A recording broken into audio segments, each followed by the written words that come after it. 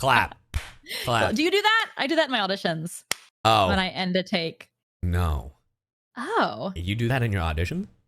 Like when? Oh, not when I send them, but like when I'm recording. When I'm recording them and I have a good take, I clap so that I can see the giant waveform, so that when I'm editing them later, I can find the good takes. What the hell? Or is that not brilliant? I mean, it makes sense. It's marking. It's marking. Like, I get it. It's just a mark for myself. Yeah, it's a physical mark as opposed to a digital mark. I get it. Yes, because if I'm stopping the recording, I'm gonna mess. Like I'm not gonna. Yeah, I'm not. Yeah, I get what you're saying. Yeah. Yeah. It's a little marker for myself to see. Yeah. Yeah. A little marker see where for the yourself. end is. Yeah. Random question for you, because I know Hayden does this. So when you do an audition and you do 2 takes, after you finish your first take, you go take 2, and then you go. No. I just do it. You mean like sending it in that way? Okay. So when you send off an audition, you go, "Hi, I'm so and so," and then, or you don't say hi. You're like so and so, and then you go, right? Yeah. And then right before you do your second take, you go take 2. Do you do that or not? I never include a second take unless they ask for it. Okay, but if they ask for it, do you do that? Yeah. Then I go Amelie, take 2. Yeah, I do. Oh, so in the middle of the recording. I do. Damn, I'm fucking up. I don't know if that's. No one's ever told me. I don't. No one's ever told me, so I just go. But I do it because it feels weird to like. Because sometimes the lines will just. I'll be in a totally different space at the end of the audition, so I have to restart I it. definitely don't do that. I have not been doing that. I mean, I don't think it matters. But sometimes I'll do a different. Sometimes also, if the spec is really weird and I'm like, I don't know if they want this or this, I will do two takes, and I'll do the take I two, should so really ask my agent and be like, hey, you know what? Because I always go Alejandro Saab 2 takes, and then I just after the first take I just go straight into the second take. I don't go take 2. I just do it. I'm hot take. I'm so tired of the norm changing. It was no slate, this slate. I'm sick and tired. Back in my day. I'm sick and fucking tired of it. Listen to Grandma over here, chat. Listen to Grandma. If there's directions in the audition, I'm gonna follow them. I'm gonna do what they want. Monarch, you forgot these. Jingle, jingle, jingle, jingle. They're your pills. Mm-hmm. Oh, thanks, son. Needed that. You know, the world's just not as fair as it used to be back in my day. You used to have to slate in character, but now they don't want that. Now they want your normal voice, which I like that better. But yeah. Oh, brother. Let's get you back home, Grandma. Do whatever you want. Let's get you back home, Grandam. I think if there's no rules, do whatever you want. I agree. Nah, I'm just kidding. That sounds chaotic as fuck. Just be normal. I don't know.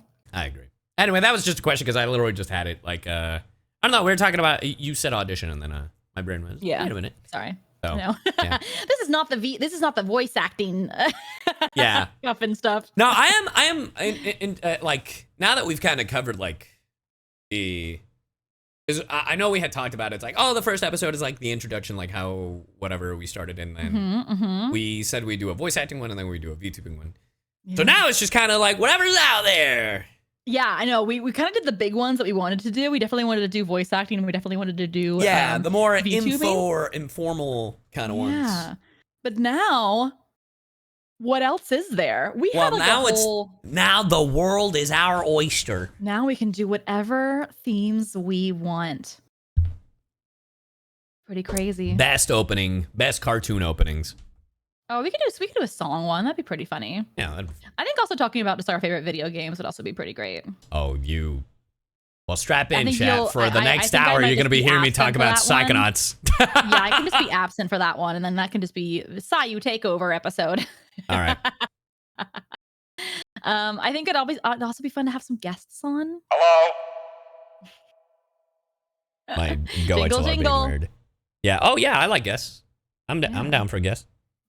Next episode is episode 5. Ooh. That's crazy. I mean, 1. Literally the other day, I was like, are we on episode 4? And you were like, episode 1. And I was like, episode 1. And you're like, 4, right? Smile. Too funny. Oh my gosh. Joel needs to get on this.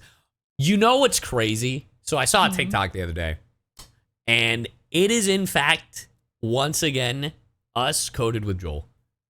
And guess where the audio is from? Us coded with Joel? So basically, you know how there's like audio that's like, oh, that's so you, like that audio earlier. Oh yes. Yeah. Oh, okay. It was us coded. I got you. Yeah. Guess where that audio is from originally? There has been no hints thus far. How am I to guess? It involves the three of us, and we have a bit that annoys the fuck out of him. Is it Charlie the Unicorn? It is Charlie the Unicorn. And it is literally the door.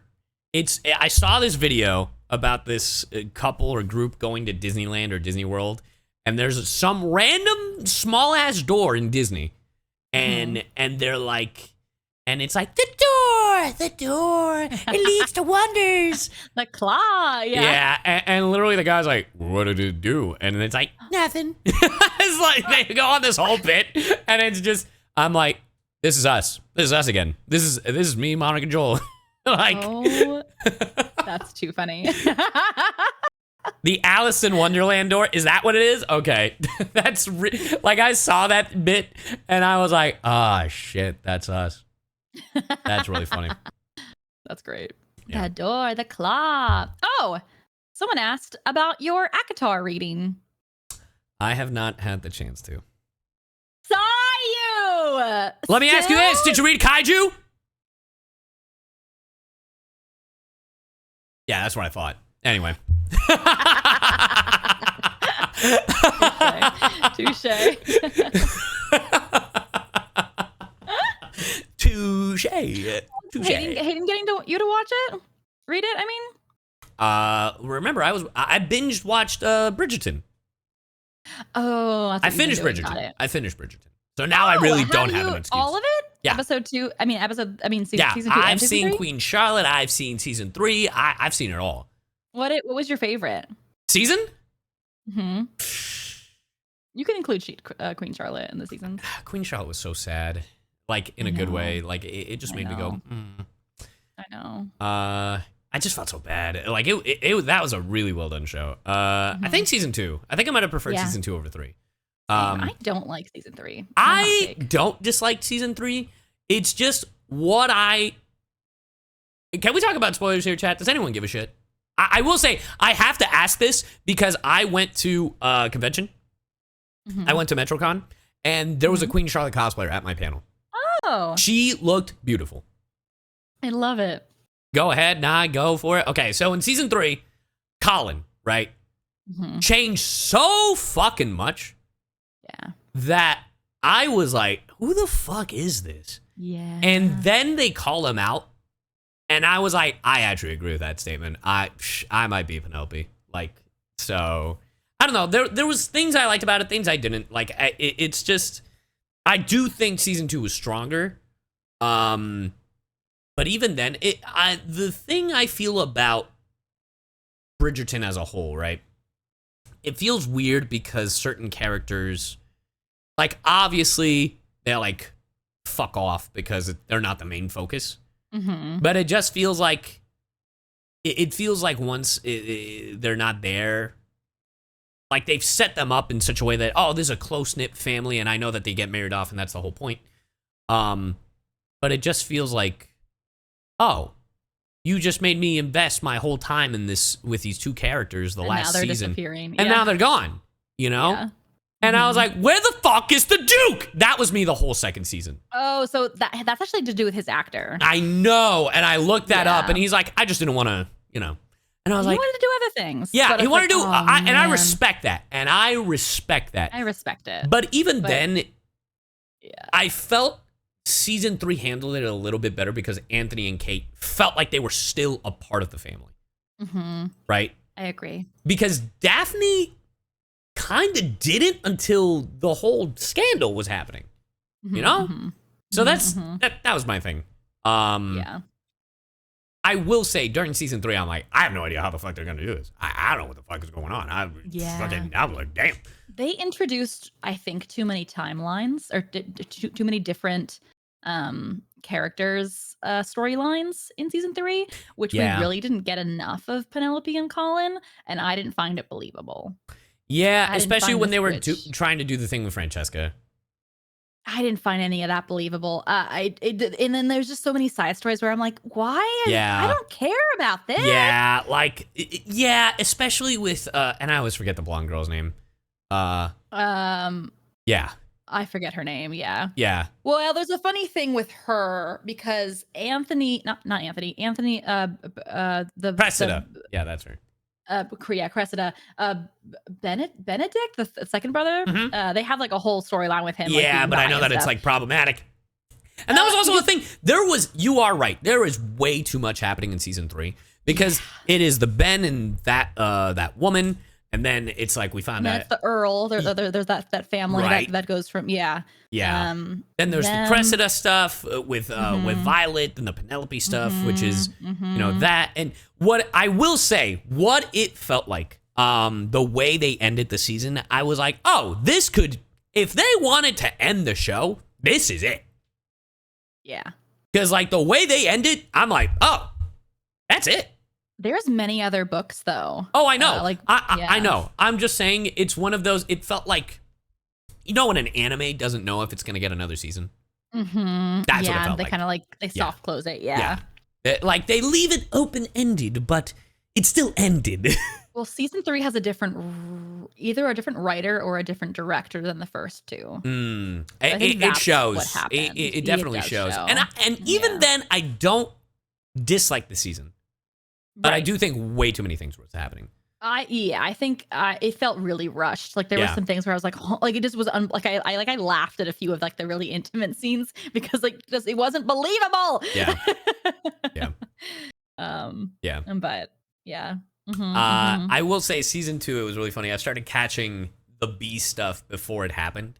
Before it got, I was like,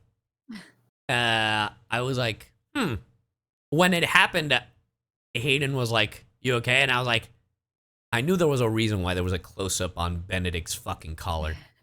And they're like, you noticed that? I'm like, of course. How could you not?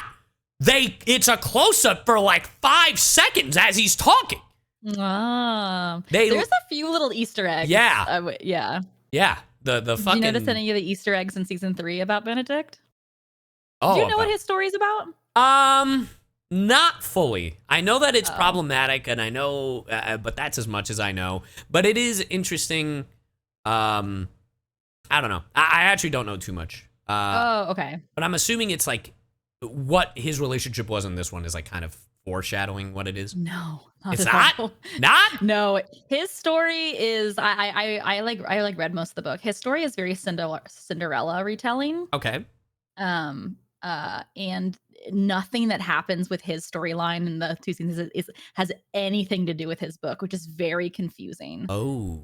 They're setting up the book I don't know how they're going to transition him over, but there was a few like really cute sections, which I thought was interesting. Is I think they're setting up Cressida to be his significant other, because every time a Benedict scene ended, it clicked over to Cressida. Oh, I don't know if Which is what they that. did in Game of Thrones with Dany and I don't Jon Snow. know if I would like that, actually. I don't know if I'd like that either. And they also had a lot of close-ups of like clocks and stuff, like hitting like Cinderella hitting midnight and stuff, which I was like, oh no. It just I don't know if I like it either. I also felt that way, how it jumped from one to the next, right? I felt that way about how Colin jumped from season 2 to season 3. Because I'm like, oh, he went off on his journey and he didn't learn anything. Then he went off on his journey and he apparently learned everything now. But I feel it. Also, I felt that way a little bit with Anthony jumping from season 1 to season 2. But I feel like it was done a little bit better, Yeah. Because like his heart was like broken. So he's like, this isn't about love. But it just felt so strange because obviously me binge watching the show, right? I have a different mentality as to like a different perspective in comparison to folks who waited the years or however many long season 1 and season 2 took. Me watching Anthony go from being madly in love with this opera singer to immediately jump into season 2 and being like, I have to find a wife and I have to, it's not about love, it's about duty and all this stuff. And I was like, oh, that's kind of weird. Like, we're just jumping like that. But I have to realize that I was like, well, yeah, you idiot. Like, it's a year later. It's also, the Netflix show probably is like 2 to 3, like a 2, maybe a full year gap. So that's on me. Like, I get it. So, but I do feel like Collins was a little bit more jarring.